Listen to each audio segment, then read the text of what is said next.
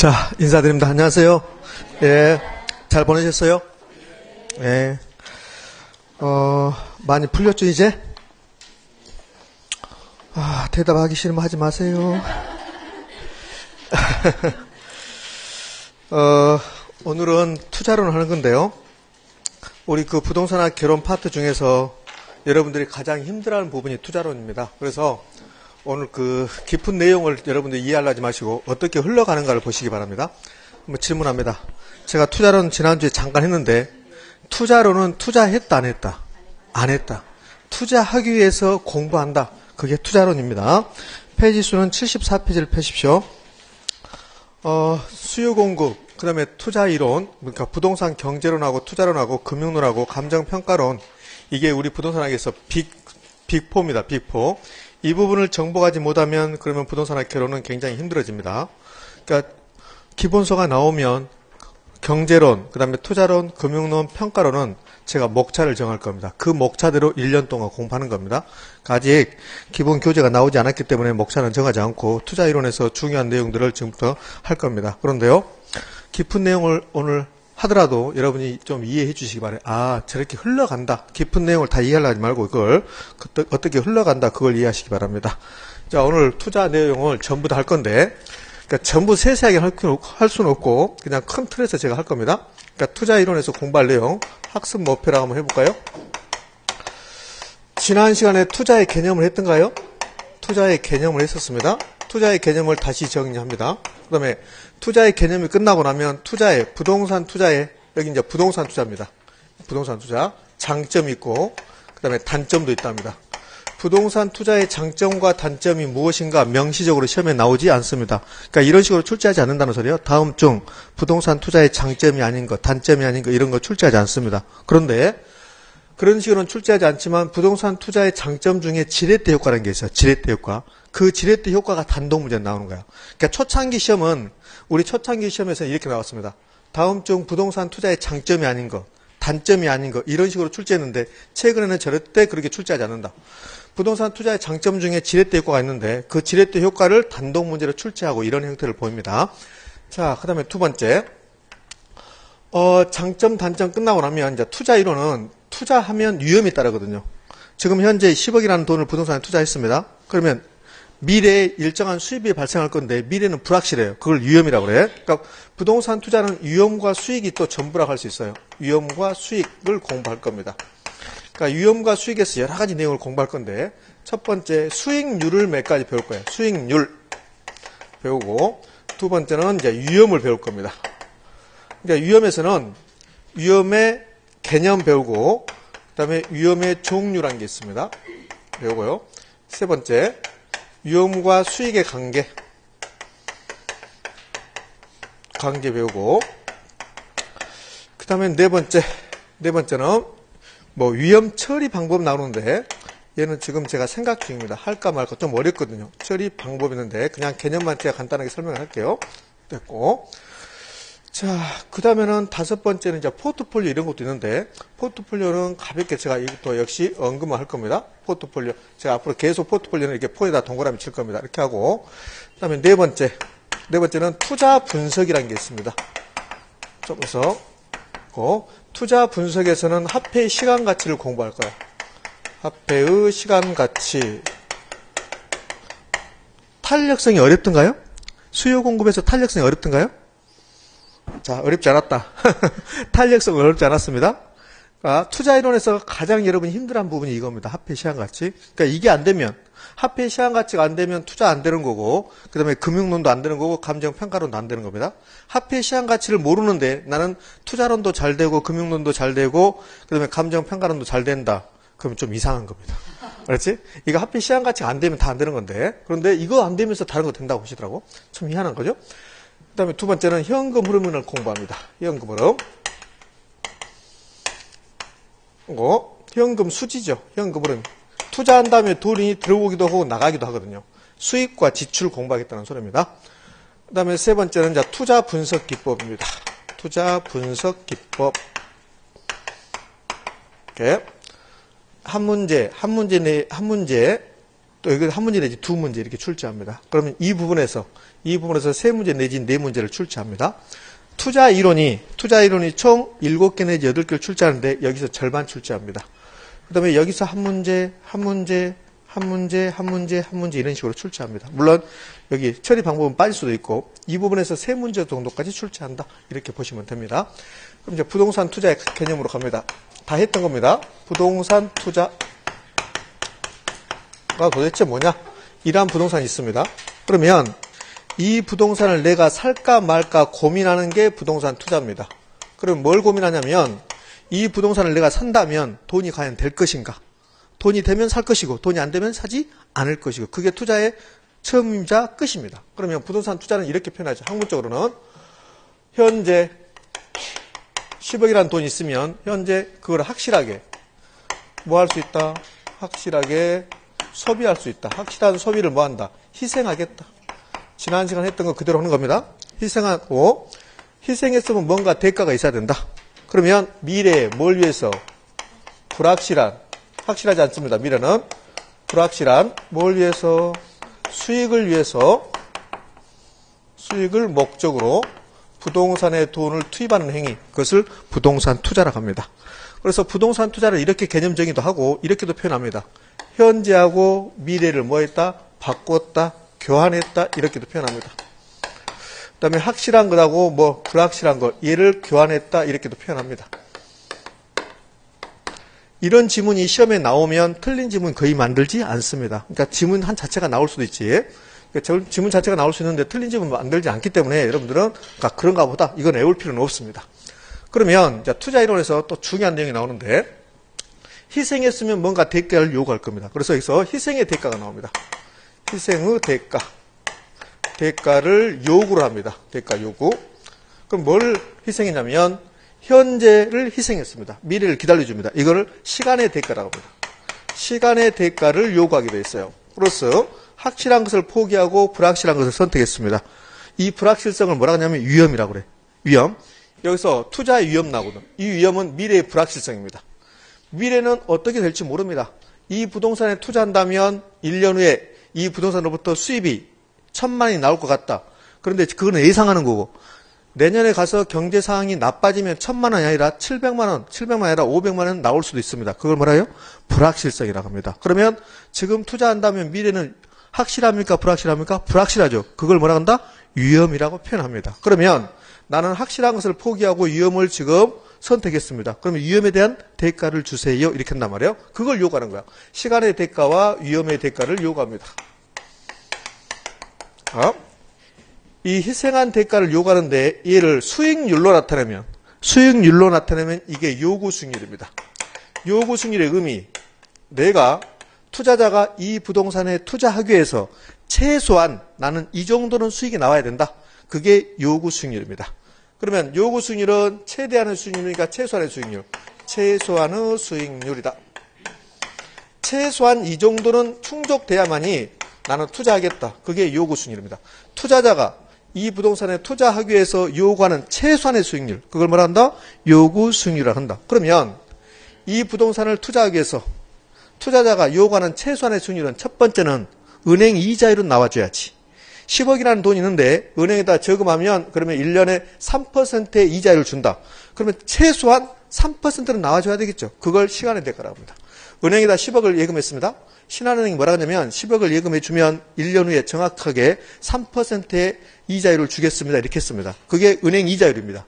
그러면 1년만 내가 기다려주면 확실하게 3%의 수익률을 보장합니다. 그걸 시간의 대가라고 해요. 그러니까 시간의 대가는 시간만 흘러가면 보장되는 수익률을 시간의 대가 그래요. 그러면 얘는 시간만 흘러가면 확실하게 발생합니다. 위험이 있다 없다? 없다.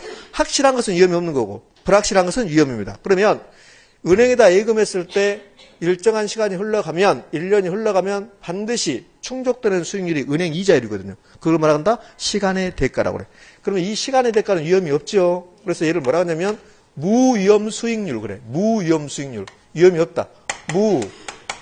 무위험 수익률 그래요. 근데 수익을 생략하고 그냥 율자를만 붙여요. 무위험률 이렇게 표현합니다. 그러면 투자자가 투자하기 위해서 요구하는 수익률, 요구하는 게 요구 수익률인데 그 요구순위는 첫 번째 뭐가 있고, 무위험률이 있고, 그 다음에 은행에다 예금하면 이걸로 끝납니다. 근데 부동산에 투자하면 위험을 내가 땅고 하는 거죠. 위험의 대가를 달라. 그걸 위험 할증률 이렇게 불러요. 할증률. 그러면 부동산 투자자가 요구하는 최소한의 수익률을 요구순위라 하는데 요구순위는 무위험률에 위험 할증률이 가산되어 있다. 되셨습니까? 그래요. 그러면 이 무위험률은 뭔데요? 이거는 은행 이자율, 또 국공채 수익률 그래요. 국채, 공채 수익률. 여러분이 국채를 사거나 공채를 사면 그러면 일정한 시간이 흘러가면 반드시 수익률을 보장합니다. 얘는 위험이 있다 없다? 없다. 다시요. 부동산 투자자가 투자하기 위해서 충족돼야 되는 최소한의 수익률을 요구순위라 하는데 이 요구순위는 희생한 대가를 요구한다. 근데 희생한 대가는 시간을 희생했다. 그 다음에 확실한 걸 희생하고 불확실성을 선택했다. 그래서 시간의 대가인 무위험률. 무위험률은 위험이 있다 없다? 없다. 시간만 흘러가면 충족되는 수익률로 가. 그 다음에 부동산에 투자해서 위험을 안고 간다. 불확실성을 선택했다. 불확실성의 대가, 위험의 대가, 위험 할증률을 요구한다. 되셨습니까? 그래요. 됐습니다. 여기에 인플레이션이 발생한다면 인플레이션은 화폐가치 하락이거든요. 인플레이션이 화폐가치 하락이라고. 그럼 화폐가치가 하락하면 그 화폐가치 하락만큼 투자자가 또 요구할 겁니다. 그래서 여기다가 인플레이션을 예상되는 인플레이션 투자했습니까? 안 했습니까? 안 했죠. 투자하지 않았기 때문에 예상 인플레이션이라고. 예상되는 인플레이션을 이렇게 더해준 거야. 그렇죠?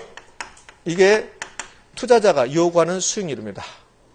예전에는 매우 빈번하게 출제했습니다. 예전에는 매우 빈번하게 출제했는데 최근에는 잘 출제하지 않습니다. 그렇지만 요구순위를 개념을 모르면 투자 이론이 전개가 되지 않습니다. 자, 초창기 시험입니다.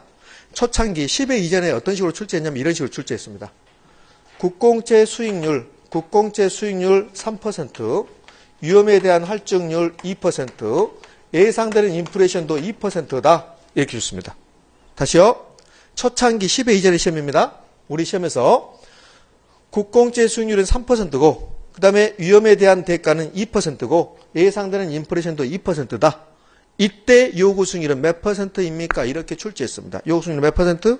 7%. 그때 시험 보셨지 않죠? 그때 시험 보셨으면 다 합격이고 지금 중개업소 2개 내지 3개 가지고 있는 겁니다. 그렇지? 그래서 전화해서 김 실장 잘 되고 있어? 그렇지? 사장님 어디세요? 방콕 이렇게 이제 그렇지? 됐습니다. 네?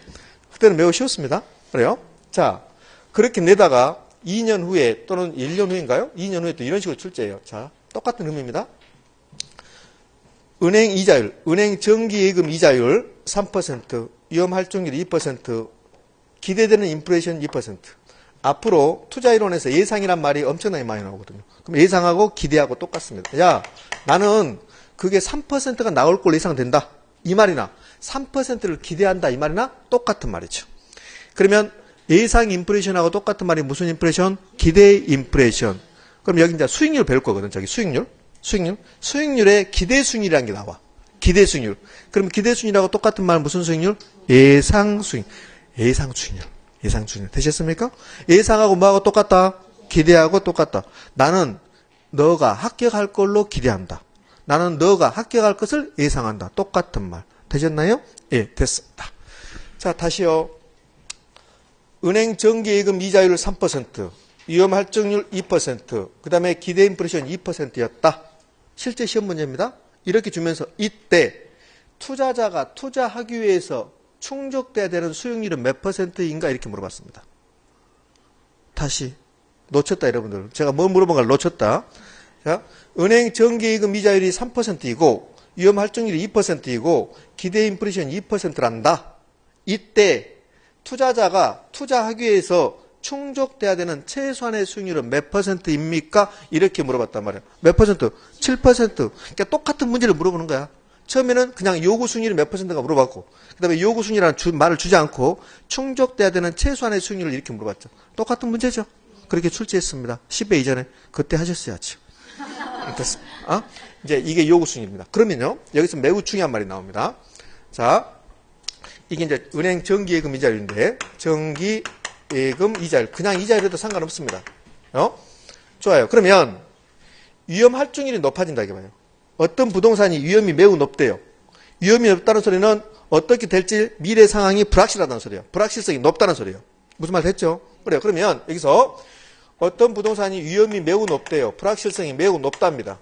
불확실성이 높으면 그 부동산에 투자하기 위해서 위험의 대가, 위험 할증률을 많이 요구한다, 조금 요구한다?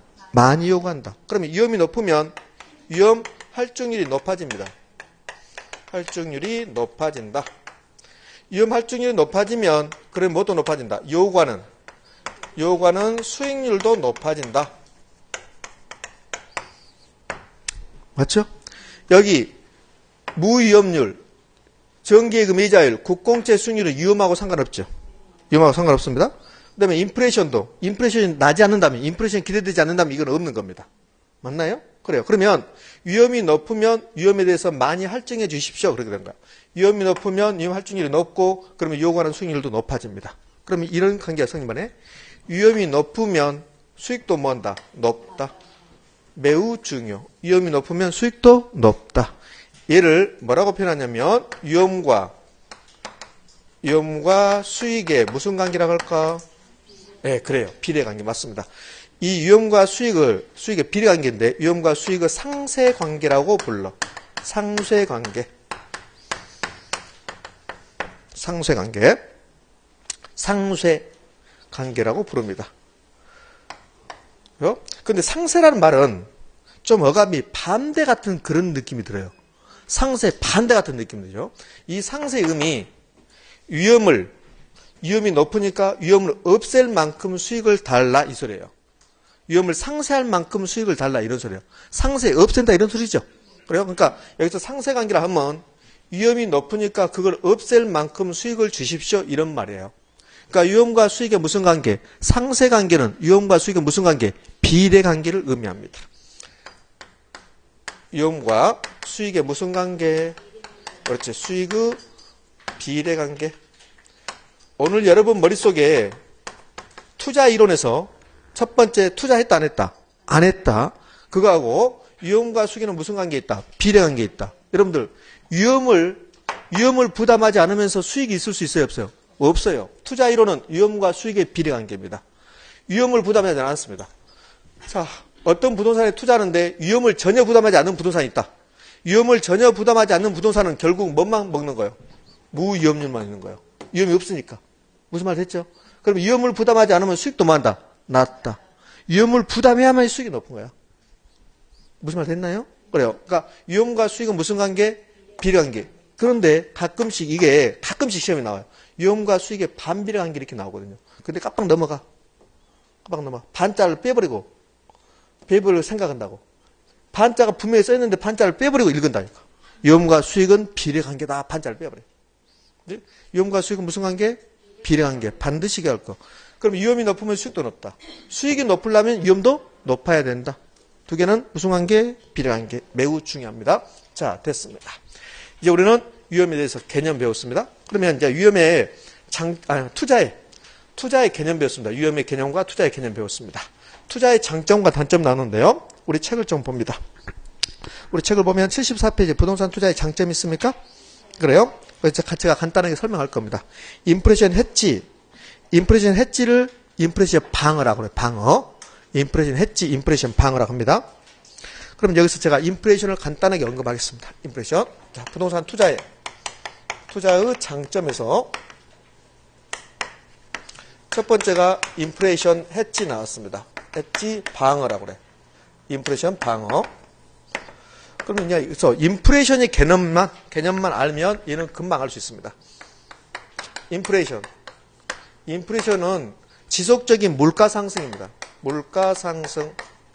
그러니까 물가가 상승했다. 재화들의 가격이 상승했다. 이렇게 되면 돈의 가치는 어떻게 됩니까? 떨어지는 거지. 그러니까 화폐가치 하락입니다. 화폐가치 하락. 이 인플레이션을 가장 많이 말하신 분들이 주부님들입니다. 인플레이션을 가장 많이 말씀하신 분들이 주부님들이에요. 그런데 자기가 인플레이션을 말하는지를 몰라요. 그러면서도 인플레이션을 말합니다. 그러니까 인플레이션의 대표적인 게 이겁니다. 10,000원 갖고 가봐야 살 것 없다. 그게 인플레이션입니다. 자, 작년에는 10,000원짜리를 갖고 가면 고등어를 10마리 샀는데 지금은 10,000원 갖고 와야 고등어 2마리밖에 못 산다. 그게 고등어 물가가 올라간 거 아닙니까? 그게 인플레이션입니다. 그러면 돈의 가치가 작년에는 10,000원의 가치가 고등어 10마리였습니다. 지금은 10,000원의 가치가 고등어 몇 마리? 2마리. 그러니까 주부님들이 가장 인플레이션을 많이 말하는데, 그런데 인플레이션이 뭔데요? 그럼 그것? 그렇게 하지. 인플레이션. 이해되셨습니까?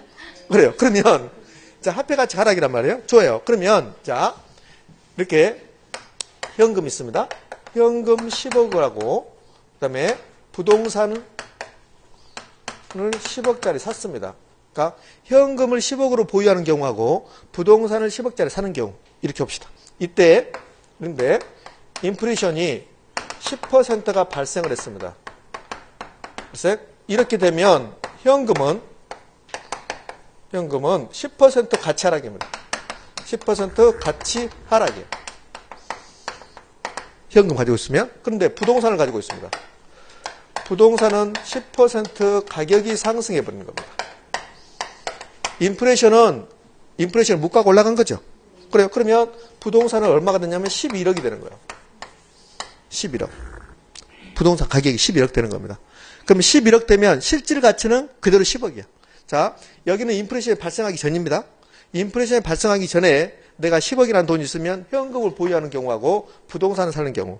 그럼 부동산을 샀으면 이거 부동산이 10억짜리입니다. 그런데요, 1년이 흘러갔습니다. 1년 후에 인플레이션이 10% 발생했습니다. 그럼 물가가 10% 올라간 거거든. 그럼 물가가 10% 올라가면 현금은 그냥 현금 가지고 있는 겁니다. 물가, 부동산의 가격도 물가 중에 하나거든요. 그럼 부동산 가격이 11억 됐습니다. 그러면 1년 후에 현금은 10% 가치 하락해버려요. 그런데 부동산은 11억 됐습니다. 가치가 하락한다 하더라도 그대로 10억 되는 거야. 그러면 실질가치 변화 있다 없다? 없습니다. 얘는 실질가치 변화가 없는 거예요. 실질가치 변화가 없어요. 간단하게 생각하면 이렇게 되고요. 물가가 올라가려고 할 때 부동산을 가지고 있는 것이 유리합니까? 현금을 가지고 있는 게. 부동산을 가지고 있는 게 유리해요. 그걸 인플레이션을 방어시켜준다 그래요. 부동산에 투자하면 그러면 인플레이션을 방어시켜준다. 현금을 가지고 있으면 화폐 가치가 10% 떨어져 버린다고. 무슨 말 됐죠? 근데 부동산을 가지고 있으면 내 부동산 가격도 올라가는 거야. 올라가면 그러면 인플레이션이 10% 발생한다 하더라도 실질 가치는 변화가 없다. 그러니까 인플레이션이 발생할 것 같으면 현금을 보유하는 것보다는 부동산 등 실물 자산을 사놓으면 그 자체가 가격이 올라가. 10%만큼. 그러면 가치 감소가 있다 없다? 없다. 그것을 부동산 투자의 장점 첫 번째, 인플레이션을 방어시켜준다. 화폐 가치 하락을 방어시켜준다. 현금을 가지고 있으면 화폐 가치가 떨어진다니까. 현금을 10억을 가지고 있으면 인플레이션이 10% 발생하면 10%만큼 돈의 가치가 떨어져 버린다고. 그런데 부동산을 가지고 있으면 부동산 가격이 1억이 10%가 올라간다니까요. 그럼 11억 됐습니다. 11억 됐으면 그게 실질 가치로 오면 그대로 10억이라는 소리예요. 그러면 인플레이션이 발생할 걸로 예상되면 현금을 가지고 있는 게 유리합니까? 부동산을 가지고 있는 게. 부동산을 가지고 있는 게 유리하다는 소리예요. 그게 인플레이션을 방어시켜 준다라고 표현합니다. 그게 부동산 투자의 첫 번째 장점입니다. 되셨습니까? 예, 됐습니다. 자, 그 다음에 두 번째는 지렛대 효과가 나왔습니다. 자, 쓰기만 할 거에다가 두 번째 지렛대 효과가 나왔습니다. 지렛대 효과. 지렛대 효과가 여러분 시험에서 제 생각에는 단독 문제로 나올 겁니다. 그러니까 지렛대 효과는 이걸 지렛대 효과라고 그래요. 부동산은 일반적으로 비쌉니다. 그것을 고가성이라고 그래요. 그러니까 부동산을 살 때 자기 돈만 가지고 사는 게 아니라 은행 돈을 빌려서 삽니다. 은행 돈을 빌려서 샀더니 자기 자본 수익이 높아졌습니다. 오히려 더. 그걸 지렛대 효과라고 합니다. 지렛대 효과. 이걸 레버리지 효과라고 해요. 레버리지 효과라고도 부릅니다. 그러니까 간단한 게 이거. 자, 10억짜리 부동산 있는데 내 돈은 2억밖에 없어요. 내 돈은 2억밖에 없습니다. 그러면 은행에서 8억 빌려야 되죠. 그러면 내 돈 2억으로 은행 돈 8억 빌렸습니다. 10억 투자했습니다. 그랬더니 이 2억이라는 자본을 투입해서 수익률이 엄청나게 늘어나는 거. 그것을 지렛대 효과다 이렇게 불러요. 자, 느낌만 보면 돼요. 느낌만. 봐요. 어떻게 되냐면 어떤 부동산이 투자 금액이 10억입니다. 나는 돈을 얼마밖에 없냐면 2억밖에 없습니다. 그럼 8억을 빌려야 되죠. 그래요? 그러면 2억의 수익률이 2억을 투자했을 때 수익률이 얘가 5%라고 해봐요. 5%. 5%. 근데요, 은행 이자율이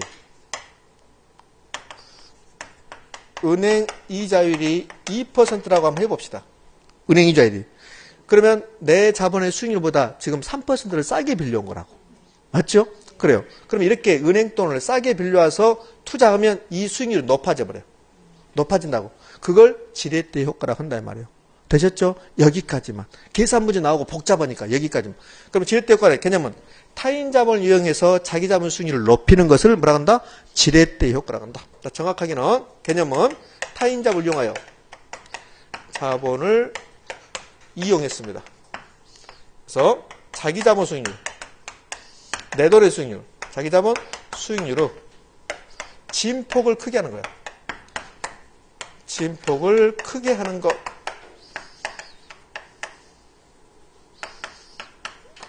얘를 지렛대 효과라 이렇게 표현합니다. 자, 그러면 여러분들 타인 자본을 이용하여 자기 자본 수익률의 진폭을 크게 하는 게 지렛대 효과인데 그러면 반드시 자기 자본 수익률이 높아질까요? 그렇지 않습니다. 자기 자본 수익률이 오히려 떨어질 수도 있습니다. 그래서 지렛대 효과는 세 가지가 있습니다. 자, 우리 책 몇 페이지? 75페이지 봅니다. 75페이지 하단부에 보면 지렛대 효과 나오죠? 그러니까 부동산 투자의 장점 중에 하나가 지렛대 효과인데 이 지렛대 효과가 단독문제 이렇게 나온단 말이에요. 그럼 지렛대 효과에서 가장 중요한 말을 타인 자본을 이용했을 때, 타인 자본을 이용했을 때, 그럼 타인 자본을 이용하지 않으면 지렛대 효과란 말이 있다 없다? 없다. 타인 자본을 이용했을 때 자기 자본 수익률의 진폭을 크게 하는 것을 지렛대 효과라고 그래요. 레버리지 효과라고 그래요. 그런데 은행에서 돈을 빌려올 때 엄청나게 고리로 은행 이자를 비싸게 빌려오면 오히려 자기 자본 수익률을 깎아먹을 수도 있어요. 그것도 지렛대 효과입니다. 그러니까 자기 자본 수익률의 진폭을 크게 하면 지렛대 효과야. 내 돈의 수익률이 10%였는데 은행 돈을 이용해서 내 돈의 수익률이 20%가 됐다. 그러면 수익률이 높아진 거죠. 그걸 정의 지렛대. 내 돈의 수익률이 10%였는데 은행 돈을 이용했는데 오히려 자기 자본 수익률이 5% 떨어졌다. 그럼 마이너스죠. 그것을 부의 지렛대. 내 돈의 수익률이 10%였는데 은행 돈을 이용해서 투자했더니 그래도 내 돈의 수익률이 10%였다. 그럼 변화가 없죠. 그것을 중립 지렛대 이렇게 표현합니다. 저기 75페이지 하단부에 보면 2번 지렛대 효과 나왔습니까? 의에서 차입금 등 타인 자본을 이렇게 나왔죠. 거기서 타인 자본이 가장 중요한 말입니다. 타인 자본. 자, 그러면 이건 지렛대 효과 봐봐요. 지렛대 효과인가? 가끔씩은 이런 분들도 많이 있습니다. 아파트를 하나 더 사는데 지금 보유하고 있는 아파트 있습니다. 하나를 더 사는데 지금 그 아파트에 전세가 끼어 있어요. 전세 2억입니다. 근데 아파트 가격은 3억입니다. 무슨 말 됐습니까? 그래요. 그러면 내 돈 얼마만 있으면 1억만 있으면 사는 거죠. 그러면 내 돈 1억하고 전세금 2억이죠. 그 전세금은 내 돈입니까? 남의 돈입니까? 남의 돈이죠. 그러면 전세를 끼고 주택을 샀는데 주택 가격이 올라갔습니다. 이 말은 남의 돈을 이용해서 자기 자본 수익이 높아진 거야. 그것도 무슨 효과다? 지렛대 효과다. 그래서 마지막에 보면 75페이지 거의 끝나는 보면 전세금 등을 말한다 이렇게 나왔습니까? 그죠? 끝나는 부분 봐봐요. 이때 타인 자본은 일례로서 은행 대출 받았거나 타인 자본은 은행에서 대출 받았거나 아니면 전세금, 전세를 끼고 주택을 샀다는 소리입니다. 그것도 우리 시험에 2번 나왔습니다. 전세를 끼고 전세금을 이용하여 자기 자본 수익률이 높아지는 것도 지렛대 효과의 일종이다. 오다 X다. 오다. 자, 넘어가서 종류 봅니다. 지렛대 효과의 종류. 정의 지렛대 효과, 중립 지렛대 효과, 부의 지렛대 효과는 나왔습니까? 그래요. 그러면 거기서 저당 수익률, 총 자본 수익률, 그 다음에 자기 자본 수익률 이거 여러분 지금 이해가 안 된다고. 이해 안 되니까 이렇게 하시면 돼요. 정의 지렛대 효과는 타인 자본을 이용해서 자기 자본 수익률이 더 높아진 거. 그 다음에 중립 지렛대는 타인 자본을 이용했는데 자기 자본 수익률의 변화가 없는 거. 그 다음에 부의 지렛대는 타인 자본을 이용해서 자기 자본 수익률이 더 오히려 떨어지는 것. 그것을 부의 지렛대라고 합니다. 그 정도만 여러분이 해주시면 됩니다. 왜 이게 안 되냐면 거기 봐요. 3번 동그라미 3번. 수익률 측정 및 신뢰 나왔습니까? 이 수익률 개념을 여러분이 아셔야만이 지렛대 효과가 명확하게 이해가 돼요. 근데 그거 하지 않았기 때문에 아직 힘들다는 소리입니다. 되셨죠? 그래요. 됐습니다. 이게 지렛대 효과입니다. 다시 앞으로 와서 74페이지 부동산 투자의 장점, 단점 다시 갑니다. 장점이 3번 소득이득과 자본이득을 향유 가능한데 이렇게 나왔습니까? 그것은 좀 이따 설명할 겁니다. 그 다음에 4번 절세 효과. 부동산 투자에 절세 효과가 있다. 이런 것은 호랑이 담배 피던 시절에 나오는 문제입니다. 안 나오고. 그럼 이걸 다른 방법으로 표현해요. 다른 방법으로. 절세 효과. 부동산에 투자했을 때 은행에서 대출 받거든요. 대부분이. 그럼 이자 비용 내겠죠. 그러니까 부동산 투자했을 때 이자 비용에 대해서는 세금을 부담하지 않습니다. 자, 봐요. 자, 내가 부동산을 투자하기 위해서 은행으로부터 10억을 대출받았습니다. 그런데 이자가 1년에 1억이라 합시다. 1억. 그러면 나는 부동산을 통해서 돈을 벌어서 1억을 갚아야 되겠죠. 그런데 2억을 벌었어. 2억을. 부동산 투자해서 2억을 벌었습니다. 그럼 순수하게 내 돈을 투자해서 벌었으면 2억에 대해서 세금을 다 냅니다. 근데 은행에서 대출을 받아서 이 1억 중에서 이자를 1억 냈습니다. 1억 냈어요.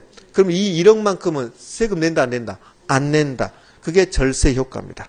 절세 효과. 그러니까 부동산 투자의 절세 효과는 부동산에 투자할 때 타인 자본을 이용해서 이자 비용이 발생했다면 그 이자 비용에 대해서는 세금 낸다, 안 낸다? 안 낸다. 그래서 절세 효과입니다. 절세 효과. 이해되셨나요? 그래요. 자, 그런 내용입니다. 자, 그 다음에 부동산 투자의 단점입니다. 단점은 낮은 환금성이요. 이게 부동산 투자의 가장 큰 문제점입니다. 부동산을 샀다가 팔라고 내놨는데 잘 안 팔린다는 소리예요. 그게 낮은 환금성. 환금, 바꿀 환, 금, 돈으로 바꾼다는 소리예요. 그러니까 부동산은 돈으로 바꾸기 힘들다는 소리입니다.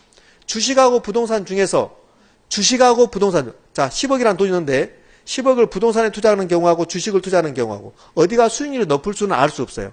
어디가 수익률이 높을 수는 알 수 없죠. 만약에 주식시장이 불황되면 그러면 부동산 시장이 호황이다. 그렇다면 부동산에 투자하는 게 수익이 높을 수 있고 반대면 주식이 수익률이 높을 수 있습니다. 그런데 이건 확실합니다. 부동산하고 주식 중에서 현금화하기가 더 쉬운 것은요. 주식입니다. 그게 황금성이 높다 이렇게 표현하는 거야. 그러니까 부동산은 현금화하기가 곤란하다 그래요. 그게 황금성이 낮다. 그러면 황금성이 낮으면 어떤 문제가 나타나냐면 내가 10억짜리 부동산을 샀습니다. 근데 급히 10억이 필요해요. 근데 10억이 내놨습니다. 팔립니까? 잘 안 팔립니까? 안 팔려요. 근데 지금 급히 10억이 필요합니다. 그러면 10억이 안 팔리면 9억을 다운시킵니다. 그래도 안 팔립니다. 8억을 다운시켜. 그래도 안 팔려. 에라 모르겠다. 7억을 다운시켜. 10억짜리인데 7억을 다운시키면 홀라가 나가버립니다. 그러면 부동산에 투자해서 현금을 만들기 위해서 얼마를 손해봤습니까? 3억을 손해본 겁니다. 그게 낮은 황금성이야. 그걸 유동성 위험이다 이렇게 불러요. 유동성입니다. 자, 유동성 위험은 어느 부분에 있냐면요. 자, 우리 책 77페이지 가봐요.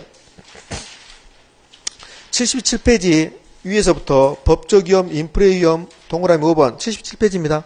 동그라미 5번 기타 위험 나왔습니까? 기타 위험의 기억, 유동성 위험 나오죠. 그 유동성 위험 봐요. 대상 부동산을 현금화로 전하는 과정에서 발생하는 시장가치 손실 가능성을 의미한다. 그 지문 그대로 3번이나 출제했습니다.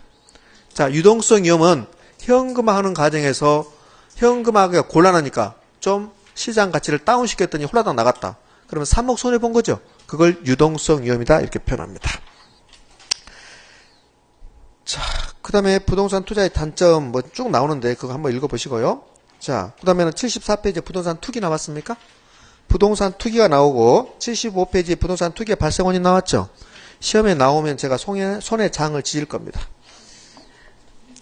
부동산 투기가 시험에 나오면 제가 손에 장을 지질 거라고요. 그렇지? 그러면 나온다 안 나온다? 안 나온다. 그 다음에요. 75페이지 부동산 투자와 투기의 차이점 나왔습니까? 역시 마찬가지입니다. 나올 일이 거의 없습니다. 자, 지렛대까지 끝났고 그러면 이제 어디로 가냐면 저기 부동산 투자의 위험과 수익 나왔습니까? 자, 학습 목표 2번 위험과 수익 나오죠? 자, 위험과 수익으로 갈 겁니다.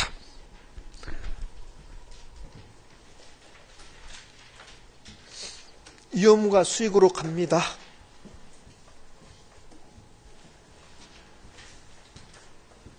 아사모사 할 겁니다. 부동산 투자론이 그래요. 아사모사 합니다. 이게 뭔가 그래요. 끝까지 우리를 힘들게 하는 게 부동산 투자론인데 근데 의외로 또 빨리 적응하신 분도 있습니다. 근데 나는 싫어라 하신 분이 있어요. 일부러 나는 부동산 투자가 싫어 그런 분이 있죠. 그런 분은 힘들어질 겁니다. 그럼 어떻게 남으셔야지. 3월달부터 남으세요. 3월달부터 남은 분에 한해서 제가 투자 이론에 대해서 경제 이론에 대해서 안 되시면 해드리겠습니다. 자, 2번 이제 수익률을 배울 건데요. 자, 부동산 투자 관련해서 수익률입니다.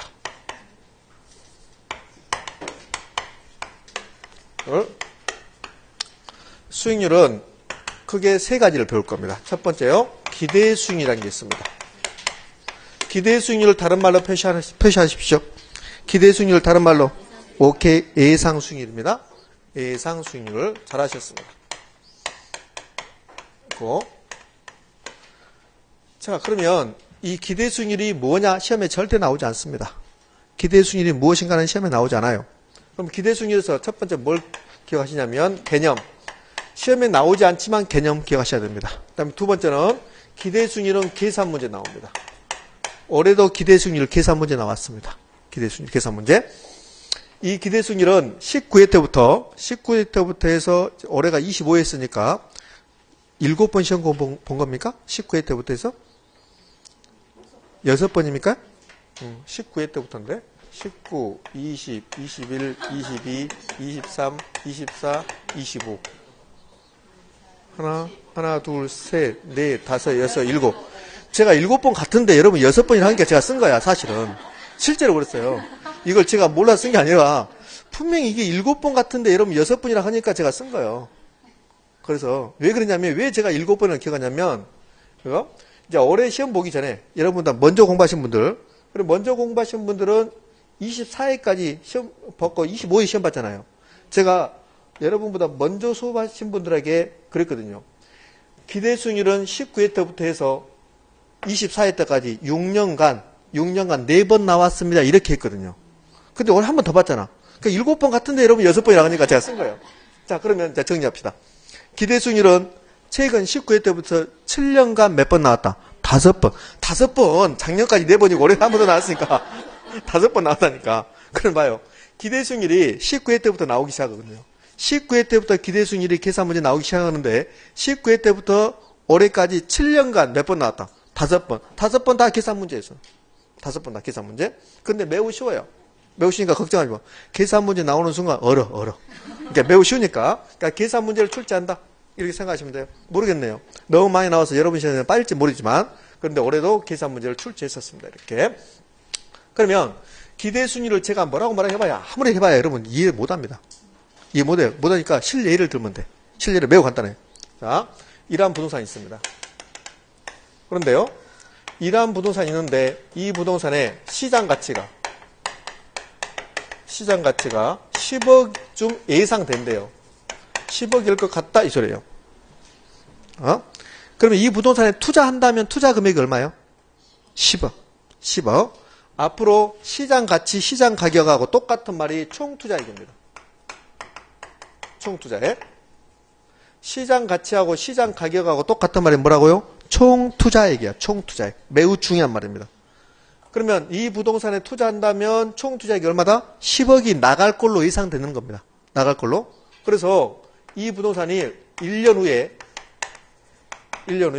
11억이 될 것 같다. 얘는 실제 11억이 된 겁니까? 예상입니까? 예상입니다.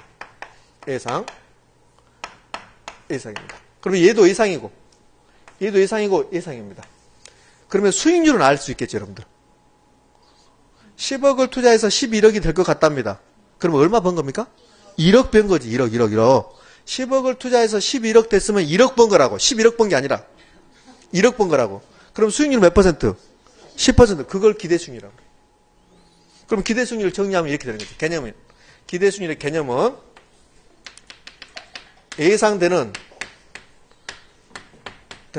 얘가 뭐예요? 투자 금액이 얘가 지출이에요. 지출.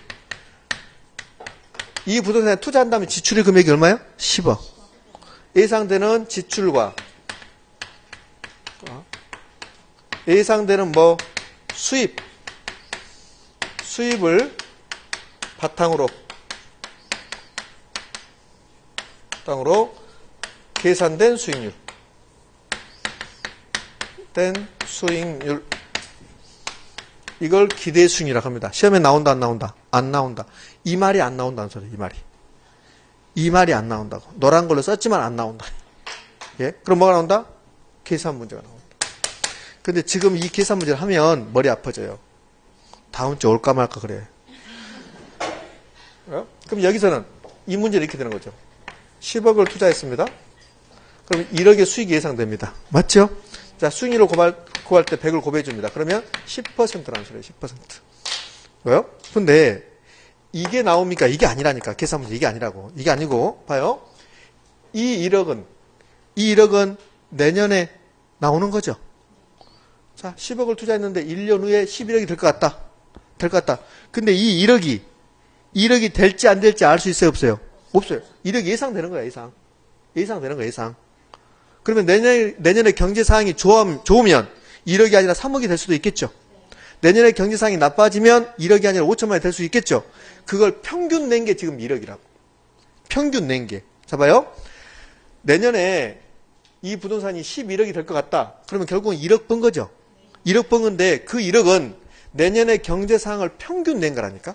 평균. 무조건 1억이 나오는 게 아니라 내년의 경제 상황이 좋으면, 자, 내년의 경제 상황이 좋습니다. 그럼 2억이 될 것 같아요. 2억이. 내년의 경제 상황이 나쁘면 5천만이 될 것 같아요. 그럼 평균 내면 얼마요?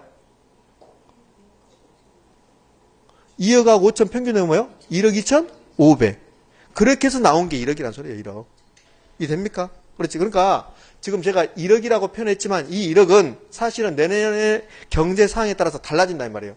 그럼 이 계산 문제는 어떻게 되냐면 내년의 경제 상황이 호황인지 불황인지 이걸 주어야만이 이 기대순위를 계산할 수 있어요. 그러니까 그게 어렵다는 소리예요. 그러니까 지금 안 된다는 소리예요. 일단 기대순위이 나오면 여러분들은 투자할 건데 예상되는 지출과 예상되는 뭐를 수익을 바탕으로 계산되는 순위를 말한다? 기대의 순위라고 한다. 그러면 이 부동산의 기대 순위는 지금 10%죠. 이거는 기대한 거고 10%가 나올 수도 있고 10%가 안 나올 수도 있어요. 10%를 기대했는데 12%가 나올 수도 있고 아니면 8%가 나올 수도 있어요. 그걸 불확실성이라고 그래요. 불확실성. 그걸 뭐라고 합니까? 위험이라고 한다고. 위험. 저 위험 나오잖아요. 저 위험은 내가 기대했던 만큼 나오지 않을 그럴 가능성을 위험이라고 한다. 그래서 기대순위를 배우는 거라고. 그래서 되셨습니까? 띵해졌습니다. 좋다. 나 모르겠다. 그러면 여기서 기대순위는 예상순위인데 예상되는 지출과 예상되는 수입을 바탕으로 계산된 순위이다. 여기까지만 개념까지만 계산 문제는 참고로 하기로 하고. 자, 두 번째는 요구순위입니다. 요구순위는 다 배웠죠. 요구순위는 첫 번째, 투자하기 위해서 충족돼야 되는 무슨 수익률? 최소한의 수익률. 투자하기 위해서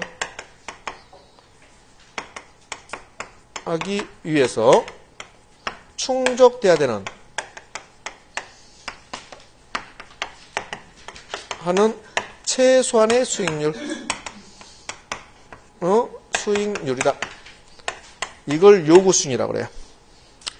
얘를 다른 말로 반드시 충족돼야 돼. 필수적으로 충족돼야 돼. 그래서 필수적 수익률 이렇게도 불러요.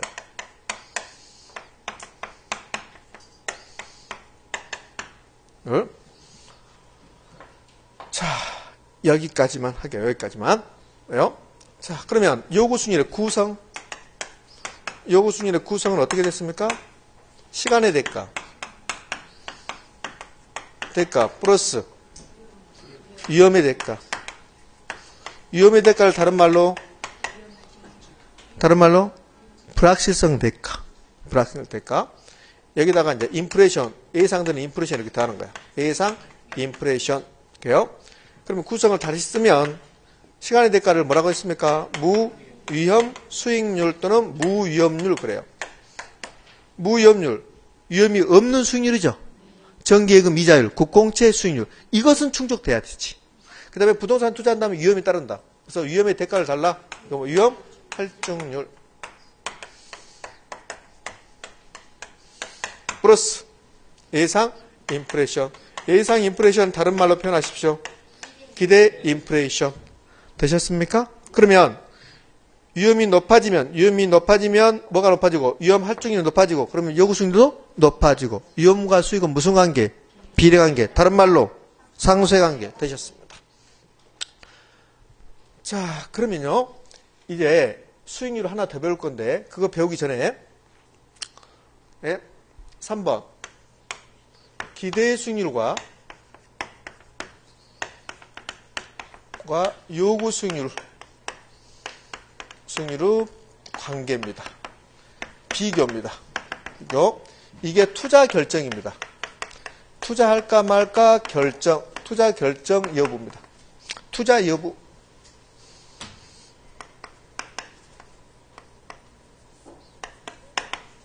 3번은 중요. 자, 잘 생각하셔야 돼요. 이러한 부동산이 있습니다. 그런데요, 투자자 A는 이 부동산으로부터 요구하는 수익률이 10%랍니다. 투자자 A가 이 부동산으로부터 요구하는 수익률이 10%야. 그럼 투자자 A는 이 부동산에서 최소한 몇 퍼센트? 10%는 나와줘야만이 투자할 거란 말이에요. 되셨죠? 그런데요, 기대 수익률이 12%로 기대됩니다. 투자한다, 안 한다? 한다. 잘 봐요. 이 부동산으로부터 투자자 A는 10%만 충족되어 준다면 투자하겠다는 소리예요. 그게 요구 수익률이야. 근데 기대되는 수익률은 12%래요. 그럼 투자한다, 안 한다? 한다. 그게 투자 결정 여부입니다. 그러면 첫 번째, 기대 수익률하고 요구 수익률하고 비교해서 기대 수익률이 크답니다. 그럼 투자한다, 안 한다? 한다. 투자한다. 투자 선택 그래요. 투자 선택. 되셨죠? 그래요. 두 번째, 이번에는 기대 수익률하고 요구 수익률이 있고, 세 번째, 기대 수익률하고 요구 수익률이 있는데, 세 번째는 요구 수익률이 더 크대요. 그러면 요구 수익률을 지금 몇 퍼센트 했나요? 10% 했습니다. 여기는 12%가 기대되는 거예요. 투자하겠죠? 그래요? 3번은 요구 수익률이 10%입니다. 나는 최소한 이 부동산으로부터 10%가 충족돼야만이 투자하겠다 이 소리예요. 근데 기대되는 수익률은 8%밖에 안 된대요. 투자합니까, 안 합니까? 안 하죠. 투자 기각이라고 그래요. 투자 기각이라고 표현합니다. 자, 그러면 이렇게 됐어요. 2번은 요구 수익률하고 기대 수익률이 똑같대. 요구 수익률이 10%인데 기대 수익률도 10%라고 합니다. 투자할까, 안 할까? 똑같아, 똑같아. 자, 1번은 당연히 하는 거죠? 3번은 당연히 안 하는 거죠? 그럼 3번 안 하는 거고 2번은요? 왜 소리가 적어요? 왜요? 그러면 기분에 따라서 할 때도 있고 안 할 때도 있고. 자, 이거는 투자한다, 안 한다? 투자합니다. 투자 선택이야. 왜 그러냐면, 봐봐요. 요구 수익률의 의미가 이 부동산으로부터 10%까지만 나와주면 투자한다 이 소리예요. 그런데 기대 수익률도 10% 나온다는 소리 아닙니까? 그러니까 자기가 원하는 만큼 나와주겠다는 소리예요. 이게. 기대 수익률의 요구 수익률이 똑같다. 이 말은 투자자가 요구한 만큼 나온다 이 말이에요. 그러면 이 부동산에 투자자 값이 투자할 때 최소한 얼마만 나오면 투자해요? 10%만. 근데 기대되는 것도 10%래요. 그럼 투자한다, 안 한다? 한다. 따라서 투자 이론에서는 같다. 투자 이론에서 같으면 무조건 투자하는 거야. 투자 이론에서는 무조건 같다. 그러면 뭐예요? 투자한다. 그럼 이런 개념이 나와. 자, 아직 안 배웠습니다. 순영가란 말이 나와. 순영가. 순영가가 0입니다. 투자한다, 안 한다? 순영가가 0이래, 0. 투자 이론에서 같으면 투자한다고. 제가 무슨 말인지 모른다 했잖아요, 여러분들. 안 배웠다 했잖아요. 그런데 투자 이론에서는 같다. 이게 같잖아. 순영가가 0이다. 같잖아요. 순영가하고 0하고 같다. 그럼 투자한다, 안 한다? 한다. 투자한다고. 투자한다. 그러니까 투자 이론에서는 같다라고 나오면 투자한다, 안 한다? 한다. 좋다. 그럼 수익성 지수라는 게 있어요. 수익성 지수가 1이다. 투자한다, 안 한다? 한다, 이렇게 된다. 되셨습니까? 예, 됐어요. 그러니까 지금 여기 순영가하고 수익성 지수를 제가 써드리는 이유는 같다면, 투자 이론에서는 같으면 투자한다라는 것을 제가 보여드리는 거야. 그러면 기대수익이라고 요수익이 같습니다. 투자한다, 안 한다? 한다. 되셨죠? 그래요. 그러면 이 두 개를 묶어봐. 이 두 개를 묶으면 이렇게 되는 거지. 기대수익이라고 요구수익이 있는데 기대수익이 요구수익보다 크거나 같으면 뭐 한다? 투자한다. 이렇게 되는 거라고.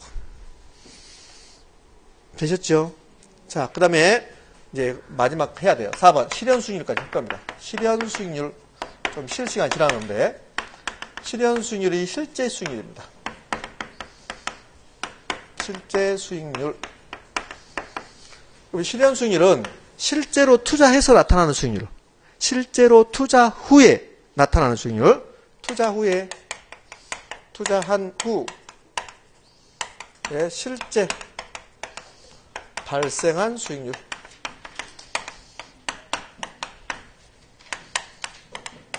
자, 두 번째. 그러면 실현 수익률은 투자 타당성 여부하고 투자 결정 여부하고 관련이 있다 없다? 없다.